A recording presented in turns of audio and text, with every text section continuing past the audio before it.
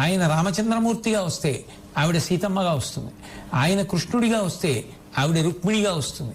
అందుకే అనఘ ఆదిలక్ష్మి అయిన రుక్మిణితోడ క్రీడ సల్పుచున్న కృష్ణు చూచి పట్టణంబులోని ప్రజలు ఉల్లసిల్లిరి ప్రీతిలగుచు ముక్త భీతులగుచు అంటారు పోతన గారు రుక్మిణి కళ్యాణ ఘట్టంలో.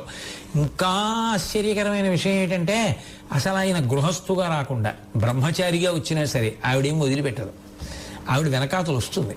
దానికి పోతన గారు వామనమూర్తి ఘట్టంలో ఒక అద్భుతమైనటువంటి సందర్భాన్ని చూపించారు. వామనమూర్తిగా వచ్చాడు పరమాత్మ, వామనమూర్తి బ్రహ్మచారి, అందుకని పక్కన లక్ష్మీదేవి ఉండే అవకాశం ఉండదు.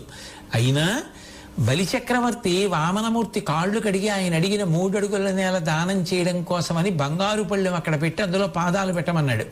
రమ్మా మానవకోత్తమలెమ్మా నీ వంచితమ్ము లేదనకిత్తుని చెమ్మా అడుగుల గిటురా నిమ్మా కడుగంగ వలయు నేటికి తడయం అన్నాడు.